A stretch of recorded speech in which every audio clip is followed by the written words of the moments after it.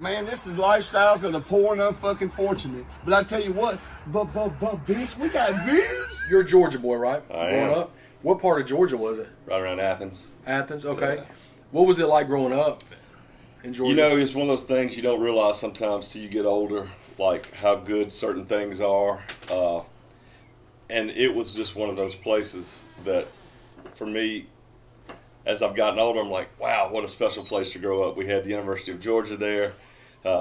You know, in the 80s, Herschel Walker, you know, Georgia. Yeah, legend. I was just far enough away from Atlanta where I didn't have to deal with that. And it was everybody knew everybody, you know what I mean? I'm older than most of these cats in our genre, so you know, I grew up having to, you know, wasn't video games and all that shit. I had to drink out of the hose pipe and go outside, and you know, I mean, it was just a different era. I could get a whipping at any house on my street. I mean, and that was cool. Nobody. Yeah, I mean, like, can you imagine that today? Like, I mean, I could get a whipping at any house on my street. It could be a 3-ass whipping day, really. I mean, like, because I'm gonna get in trouble. Now I'm going home. She's already called my mom to tell her that she whipped me. Now my mama's gonna whip me because I've embarrassed her. And then possibly when Dad gets home, it could be 3 in one day. Yeah. Different era. And what's crazy, man, is like back then, because even when I was growing up, like in school, there was still paddles. Oh, yeah, paddling. yeah.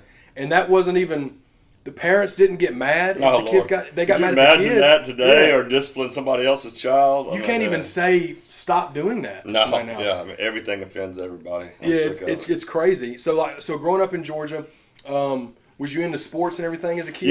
Yeah. Believe it or not, I mean, I know most people have seen me become famous musically as a fat dude, and you know, I was at 345, 350 at one point, and now I'm down to about 210, which That's is awesome. It's Man. good to do that and feel a little bit better. But yeah, I mean, my dad coached in sports. That's all I knew. I mean, I was high school All-American in golf. I played basketball, football, baseball. I played everything. I had baseball scholarships, golf scholarships.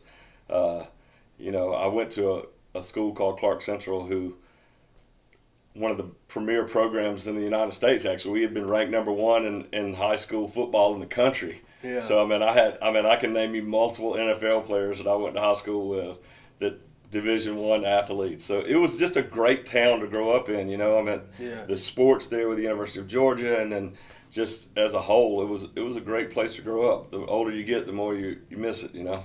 Yeah, for sure. So you said that you was a pro golfer. Yeah, most people don't know that. They think male model instantly when they look at me. Of course. Yeah, I mean, that's you know, the first thing. It's a burden that I've had to bear all these years. But, hell yeah. You know what? Yeah, I mean, I always, my whole life since I was 9, 10, 11 years old, I was like, I'm going to play professional golf and make music.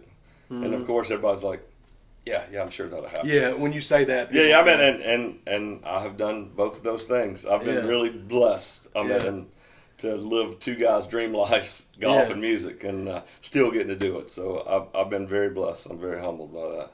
What when you said that you got baseball scholarships, right?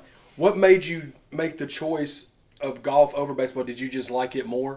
Was you more into golf than baseball? So I was more into baseball, honestly. Okay. Sport-wise, sport for sport, more baseball. Yeah. My dad played was coach baseball, coach Legion baseball.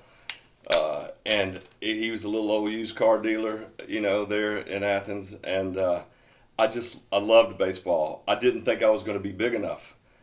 And I knew, and we lost to East Marietta to go to the Little League, where they ended up going to the Little League World Series. Yeah. And that would have been like 82 or 3, somewhere in there. Yeah. And Mark Pachada, who ended up pitching for the Chicago Cubs, pitched for East Marietta. They ended up winning the Little League World Series. Yeah. But I lost a game because of I threw a no-hitter and lost on an error, and it made me so mad. I was like, I did everything I could possibly do, and I lost because somebody else messed up. And that's what really made me want to focus more on golf. Was like, look, on golf, either I beat them or they beat me. I can't blame nobody. I can't put it in no outfielder can't make a mistake. Yeah. Quarterback can't drop the ball. You know, whatever it is, like, it's on me, and that's kind of where I chose golf. And you know, I was lucky to make a living at it. And people said, "Well, why didn't you music and golf at the same time?" And I tried to when I first started, but I tell people all the time, like, music that's when I go to bed. Golf, that's when I get up. I mean, they're very different schedules. They don't match up. Like,